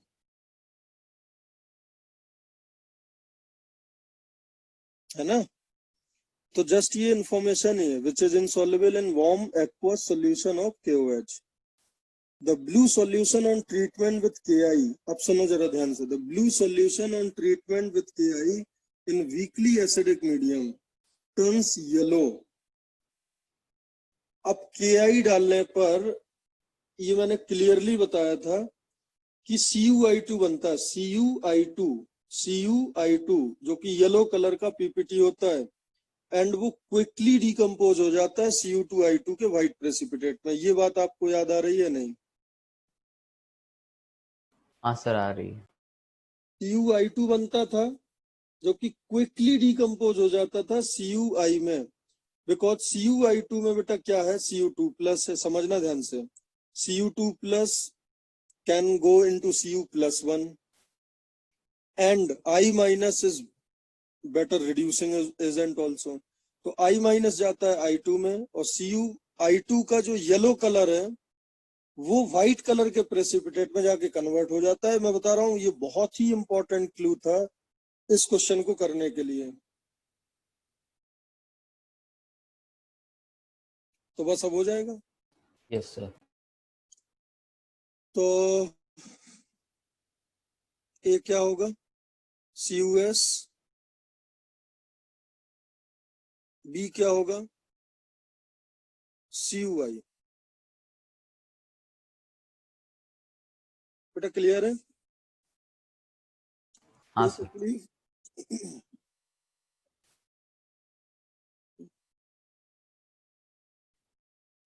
इसका मैं सॉल्यूशन भी एक बार बता दे रहा हूँ।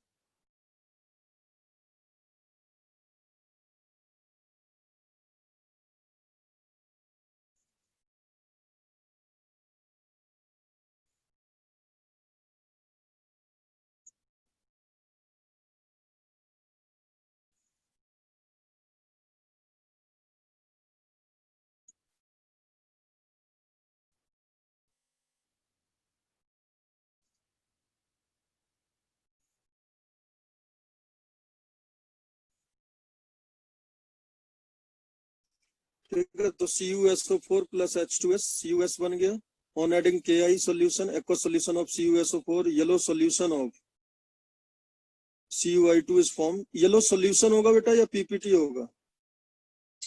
ये चेक करो एक बार। It should be yellow solution. बताओ क्यों? अरे Cu आयोडाइड के तो 6 प्रेसिपिटेट थे ना, उसमें CuI2 कहाँ था? अरे बताओ भाई। हाँ सर। हाँ सर।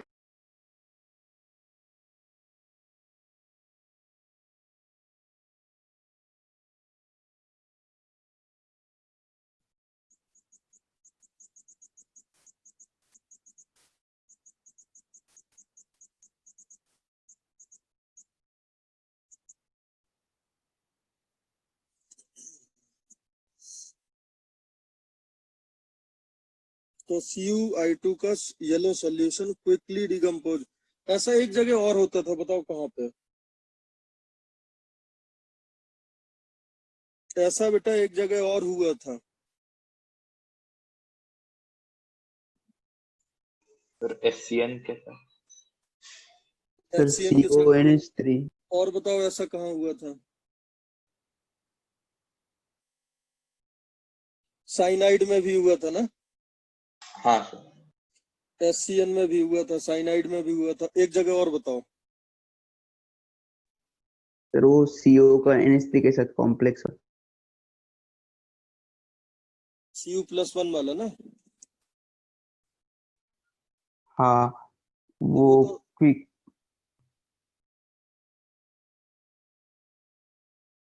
अरे थायोसल्फेट के साथ भी होता था, याद है? 465 कॉम्प्लेक्स बताया था क्या? 465 मैंने आपको हाँ सर। Yes sir. बताया था ना, 465 complex.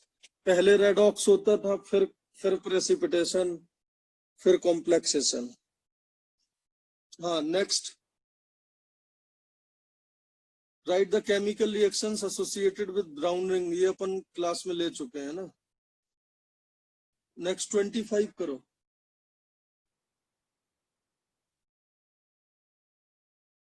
25।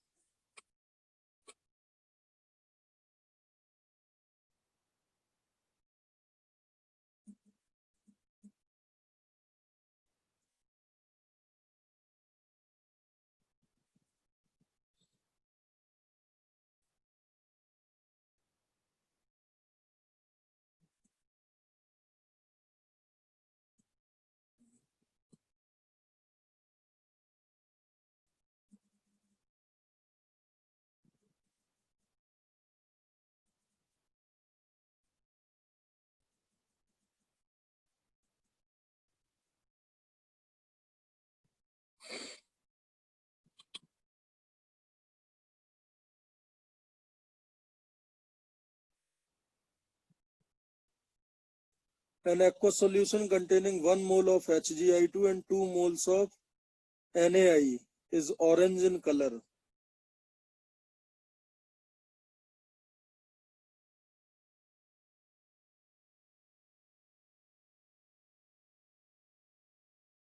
On addition of excess NaI,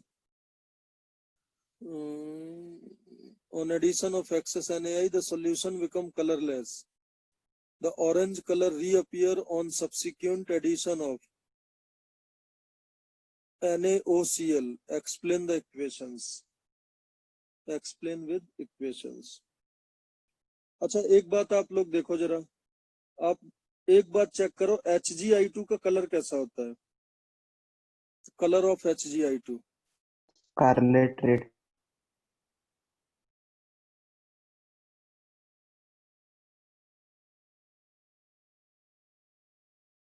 Scarlett red, है ना? ठीक है, अब देखो जरा, 1 मोल HgI2 और 2 मोल NaI क्या बनाएंगे बताओ? सर वो HgI4 2 माइनस का कॉम्प्लेक्स। हाँ, तो Na2HgI4, ठीक है। और Na2HgI4 का कलर बताओ जल्दी से कैसा होता है? Na2HgI4 का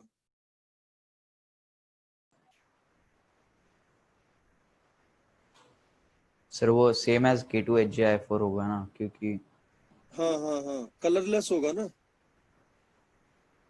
सर नहीं, ऑरेंज होगा सर, क्योंकि वो नेस्लर्स रिएजेंट बनाते वक्त वो बेस ऐड करने के बाद कलरलेस हो जाता है, उसके पहले ऑरेंज रहता है। तो ऑरेंज कलर जो है वो किसके कारण है? HgI4 2 minus complex. नहीं नहीं नहीं नहीं नहीं, नो, ऐसा नहीं होता।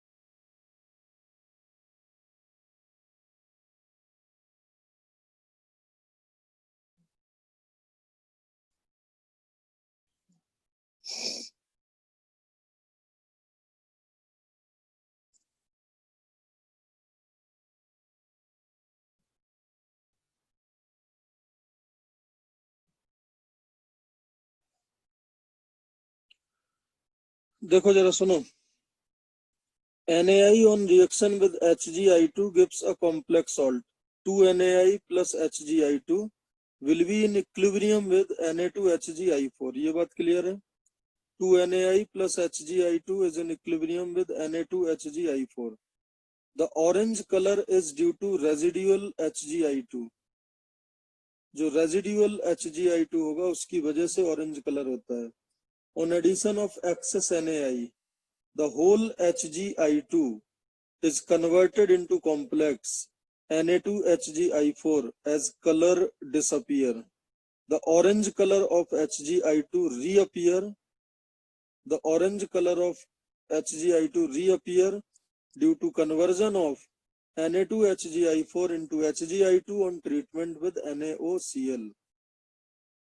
ठीक है, तो Na2HgI4 plus NaOCl plus 2H2O will give HgI2 plus NaCl plus NaOH plus NaI। मतलब मैं ये कहना चाह रहा है कि अब कोई बताएगा what is the meaning of residual HgI2? Sir वो इक्विलिब्रियम है ना, तो इसलिए पूरा कॉम्प्लेक्स नहीं बना अभी तक। हाँ, तो उसकी वजह से ही ऑरेंज कलर आता है। Na2HgI4 is colourless. हाँ सर। बेटा समझ गए? Yes sir.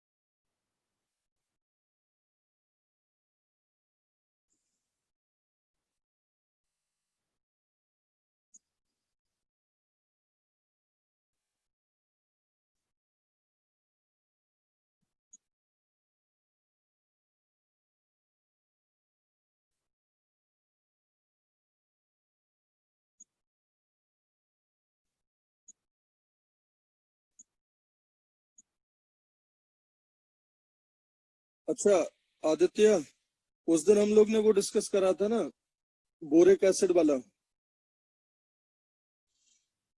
सर वो टाइट्रेशन का? हाँ हाँ, हाँ सर। तो उस पूरे डिस्कशन से तुम की पॉइंट्स क्या थे ये बताओ।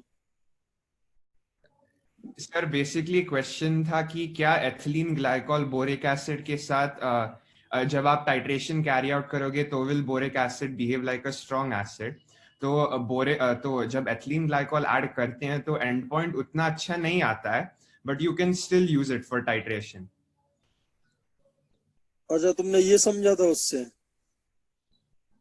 हाँ सर, क्योंकि वो जो पेपर भेजा था मैंने आपको, उसमें लिखा था कि जैसे as you start moving from ethylene glycol to catechol, resorcinol catechol, तो जो एंड पॉइंट मिलता है वो काफी शार्प रहता है। With ethylene glycol it is not very sharp.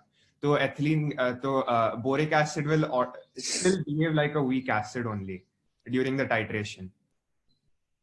उसमें ऐसा भी तो लिखा था कुछ कि मतलब अगर एंड पॉइंट एस्टिमेट करने की बात है तो we should avoid boric acid, ये भी तो सेंस था उसमें, हाँ सर, या।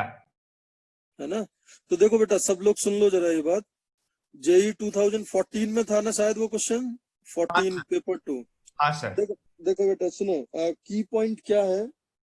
जो बोरिक एसिड होता है, बोरिक एसिड में जो सबसे इंपॉर्टेंट पॉइंट है, एक तो ये याद रखना कि it is a weak monobasic Lewis acid. ये बात क्लियर है? वो वीक है। अब वीक तो कोई कैसे होता है? वीक होता है पीके वैल्यू देख के। तो वो वीक है, मोनोबेसिक है और लुईस एसिड है। जब इसको आप वाटर में डालोगे तो वो प्रोटॉन डोनर नहीं होता है, वो लोन पेयर एक्सेप्टर होता है। और वाटर को, लोन पेयर को एक्सेप्ट करके पर मॉलिक्यूल एक H प्लस फर्नेस करेगा, बिकॉज पर मॉलिक्यूल वो एक वाटर का लोन पेयर लेगा तो एक H2O प्लस बनेगा, तो वो एक H प्लस वाटर का ही फर्नेस कर देगा। तो indirectly what you can say कि जो बोरिक एसिड का एक यूनिट है वो सॉल्यूशन से या वाटर से पर मोल 1 OH माइनस लेगा। It means per mole of boric acid there will be 1 free available H plus ion. तो ये चूंकि वाटर का ही एसिड है, H प्लस है, इसलिए बहुत एक्सट्रीमली वीक होता है। और अगर ये एक्सट्रीमली वीक होता है तो इसका जब हम टाइट्रेशन करते हैं, NaOH के साथ, तो आपको एंड पॉइंट नहीं मिलता है, मतलब एंड पॉइंट एस्टिमेट करने में प्रॉब्लम होता है। तो जब हम एसिड बेस रिएक्शन कर रहे हैं, बोरिक एसिड एसिड है और वो इतना ज्यादा वीक है कि उसका एंड पॉइंट आपको शार्प नहीं मिलता है, तो फिर क्या होता है, एक बहुत फेमस बात है कि आप इसमें सिस डाइऑल डाल दो। अगर सिस डाइऑल डाल दोगे तो there will be a chelation और 5 मेंबर्ड रिंग दोनों तरफ बन जाएगा। बोरॉन पे माइनस होगा और जो चारों OH थे वो किलेशन करके साइक्लिक रिंग बना लेंगे दोनों तरफ। उससे क्या होगा, इसकी एसिडिक स्ट्रेंथ इनहेंस हो जाएगी। अब जो जो पॉइंट नोट करने वाला है वो ये है कि बाई पुटिंग सिस डाइऑल अगर दो OH सेम साइड से तभी किलेशन होगा। तो बेटा ओपन चेन कंपाउंड में तो कोई दिक्कत नहीं है, ग्लाइकॉल है, दोनों OH सेम साइड लिख दो चाहे अपोजिट साइड लिख दो, वहां पे तो फ्री रोटेशन है, तो वहां पे हमेशा तो cis diol. But in case of cyclic yes we have to take both OH from the same side, otherwise वहां किलेशन नहीं होगा। तो अब नाउ इंपॉर्टेंट पॉइंट इज कि जो सिस डाइऑल है वो डालने से एसिडिक स्ट्रेंथ इनहेंस होता है, और एसिडिक स्ट्रेंथ इनहेंस होने से बोरिक एसिड का भी शार्प पॉइंट मिल जाता है और उसका टाइट्रेशन हम लैब में परफॉर्म कर सकते हैं। ठीक है, लेकिन एथिलीन ग्लाइकॉल जो है उससे एसिडिक स्ट्रेंथ बढ़ेगा। आप कोई भी सिस डाइऑल ले लो, डेफिनेटली बढ़ेगा, बट इनसे जो एसिडिक स्ट्रेंथ बढ़ता है वो इतना भी नहीं बढ़ता है कि लैब में हम सक्सेसफुली उनका टेस्ट परफॉर्म कर पाए, क्योंकि अभी भी जो एसिडिक स्ट्रेंथ उनका इनहेंस हुआ है after addition of ethylene glycol, इतना नहीं हुआ है कि वो एक स्ट्रॉन्ग एसिड के जोन में आ जाए या फिर वो ऐसे जोन में आ जाए या वो मॉडरेटली वीक जोन में आ जाए, वो ऐसे जोन में आ जाए कि वो शार्प पॉइंट एंड पॉइंट दे पाए। ठीक है, तो बेटा वो 4 कंपाउंड कौन कौन से थे, एक बार वो फाइल ओपन कर लो, वो भी इन लोग को शेयर कर दें। एक तो था एथिलीन ग्लाइकॉल और एक था प्रोपेन 1,2 डाइऑल, आई गेस, है ना? हाँ सर, 1 मिनट में वो फाइल शेयर करता। हाँ हाँ, उसमें 4 कंपाउंड थे, साफ साफ उसमें एक्सपेरिमेंटल रिजल्ट्स में। अब देखो जेई में ये क्वेश्चन अगर आ जाए कि क्या हम एथिलीन ग्लाइकॉल यूज कर सकते हैं for the titration of boric acid and NaOH, तो उसमें क्लियरली आंसर होगा no, we can not use. But acidic strength increase होने का मतलब ये नहीं होता है कि वो एक आइडियल जोन में चला जाए जहां से वो टेस्ट परफॉर्म कर पाए। सो this is very tricky information, मतलब इसको बच्चे गलत करेंगे ही करेंगे।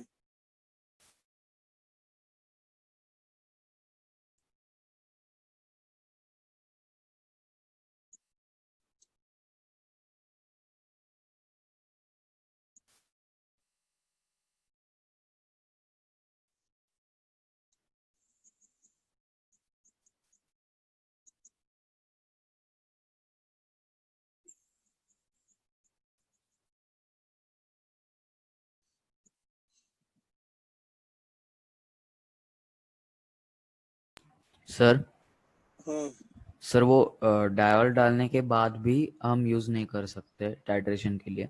हाँ, ओके सर। अच्छा मैं भेज दूं क्या, तुम्हें नहीं मिल रहा है क्या आदित्य? सर मुझे मिल गया, बट ये जूम के ग्रुप में मैं नहीं डाल पा रहा हूँ। जूम के ग्रुप में तो नहीं डाल पाओगे ना? सर ठीक है, मैं हाँ, उसमें डाल दो, अपने व्हाट्सएप ग्रुप में देख लेंगे लोग। हाँ सर।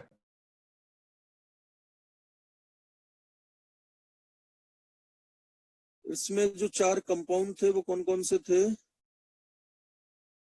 एक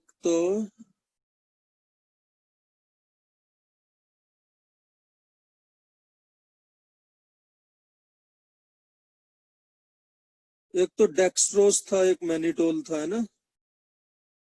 हाँ can, sir, ethylene glycol, propylene glycol, dextrose और मैनिटोल। हाँ, तो dextrose and mannitol we can easily use, है ना? हाँ, dextrose mannitol are very good, propylene glycol और एथिलीन ग्लाइकॉल उतने अच्छे नहीं। उतने अच्छे नहीं है, correct. And this is because of that complex KF value, stability constant of KF, है ना? हाँ सर, हाँ सर। बिकॉज ये मैटर करता है ना कितना अच्छा है उसका स्टेबिलिटी कांस्टेंट पे। ये जो फाइल शेयर कर रही है बेटा, ये एक बार सब लोग गो थ्रू कर लेना, आप समझ जाओगे मेरी बात। तो बॉटम लाइन ये है कि अगर अपन मैनिटोल, डेक्सट्रोज और एथिलीन ग्लाइकॉल और प्रोपेन 1,2 डाइऑल ये सब अगर यूज करेंगे तो एसिडिक स्ट्रेंथ तो इंक्रीज हो जाएगी, बट जो एंड पॉइंट होता है वो फिर भी शार्प नहीं मिलता है प्रोपेन 1,2 डाइऑल और एथिलीन 1,2 डाइऑल में। बाकी जो आपके 2 के बारे में और बात करिए, डेक्सट्रोस एंड मैनिटोल, उनमें काफी अच्छा शार्प पॉइंट मिलता है और टाइट्रेशन के जो रिजल्ट्स हैं वो काफी अच्छे मिलते हैं। होपफुली ये बात आपको समझ आ गई होगी बेटा, सब लोग समझ गए बात? बोलो। हाँ सर। चलो ठीक है, ओके। Thank you sir.